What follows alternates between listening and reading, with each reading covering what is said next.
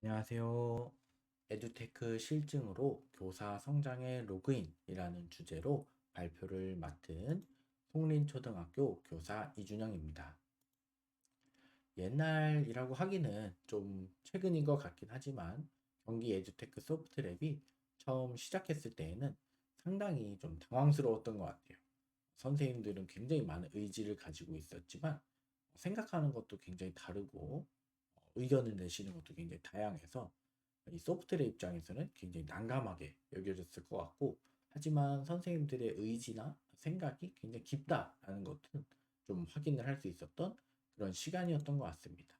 실증이라는 걸 처음 하게 됐을 때 저는 이런 생각을 굉장히 많이 했어요. 저희 교사들은 이제 이런 의견을, 솔루션을 제공한 이제 회사에 이제 이야기하게 되는데, 초등학교에서 쓰기 어렵다라든지 로그인 화면이 복잡하다 이런 얘기를 하면은 기업에서 이걸 잘 이해를 하지 못하는 거예요. 우리가 보는 장면이 다르고 구체적으로 우리는 좀 얘기하지 않는 그런 경향이 굉장히 강한데, 솔루션을 좀 수정해야 되는 그런 기업 입장에서는 굉장히 구체적인 어떤 피드백을 원한다라는 생각이 들었거든요.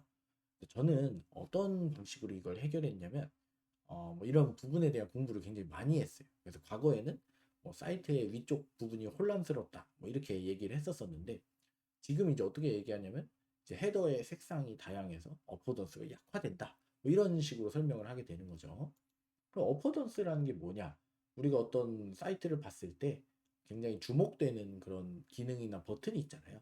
그런 주목되게 하는 그런 직관적인 성질을 이제 어포던스라고 하는데, 이런 용어들을 저처럼 뭐 공부하셔서 기업에 전달할 때 사용하신 분들도 계시고, 또는 해외 에듀테크로부터 선진적인 어떤 기술들을 국내 회사들한테 알려주는 분들, 또 정책 문서나 논문이나 KRDS 같은 그런 자료들을 참고해서 이제 솔루션 개선을 위해서 이야기하시는 분들, 우리 교사들이 내실 있는 실증을 하기 위해 굉장히 많은 분야를 공부를 해오셨던 것 같아요. 이제 실증이 진행되지 않은 솔루션을 솔직하게 보자면 바로 느낌이 오고 바로 뭔가 얘기할 게 있습니다. 이게 이제 캐리스에서 만든 에듀넷이라는 사이트인데요.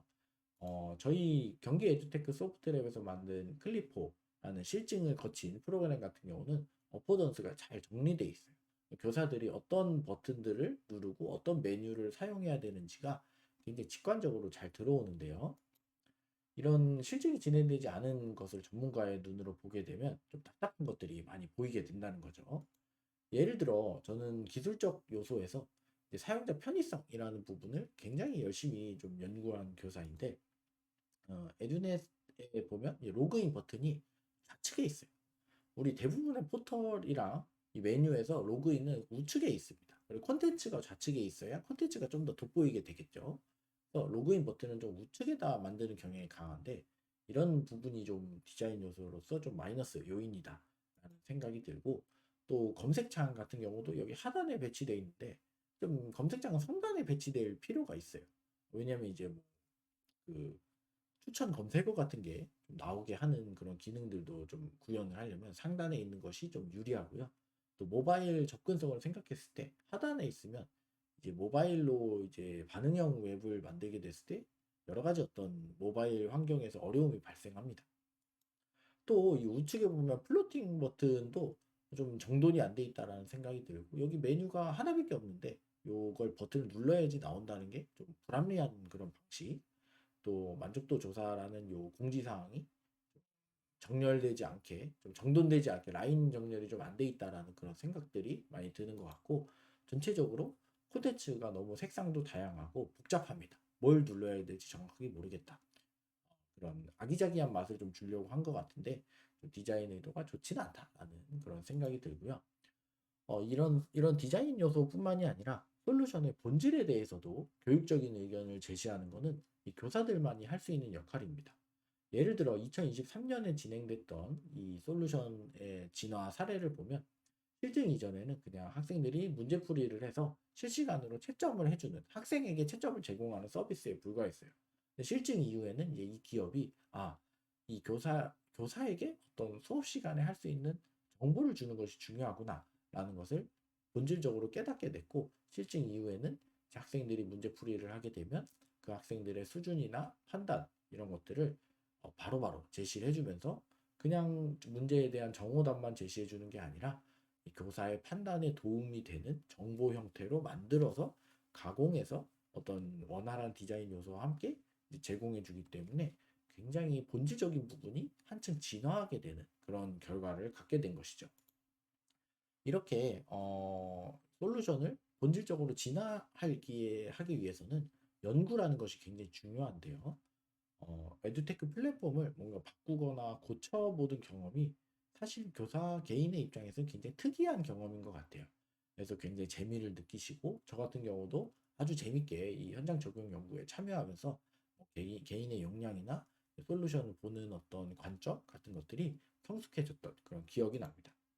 올해에는 이제 교사와 기업과 학생이 연결되던 것에서 한층 더 업그레이드 돼서 학계의 문을 두드리면서 뭐 논문이라든지 이제 연구 자료들이 발간이 되는 그런 수준에까지 이르렀어요. 이 소프트랩의 어떤 실증과 관련된 일들이 다양한 분야에서 이제 인정을 받게 됐다라고 생각을 할 수 있게 되는 해였던 것 같습니다. 에듀테크는 경기 에듀테크 소프트랩이 시작할 때만 하더라도 코로나 이후에 어쩔 수 없이 쓰기 시작한 그런 도구다라는 인식이 굉장히 강했어요. 하지만 에듀테크 소프트랩은 이런 인식을 전반적으로 전환하게 되는 그런 계기가 됐다라고 생각이 됩니다. 어쩔 수 없이 쓰게 되는 도구에서 이제 수업이나 업무에서 활용하면 유용한, 그래서 내가 좀 더 알아보고 싶고 이왕이면 국내에 있는 그런 프로그램들을 좀 참여하면서 좀 더 교육적인 형태로 바꿔나가는 교사가 주체가 될 수 있는 그런 솔루션으로 바꿔나가게 되는 계기를 경기 에듀테크 소프트랩이 만들어줬다고 생각해요. 자, 이상으로 에듀테크 실증으로 교사 성장의 로그인이라는 주제에 대한 설명을 마치도록 하겠습니다. 감사합니다.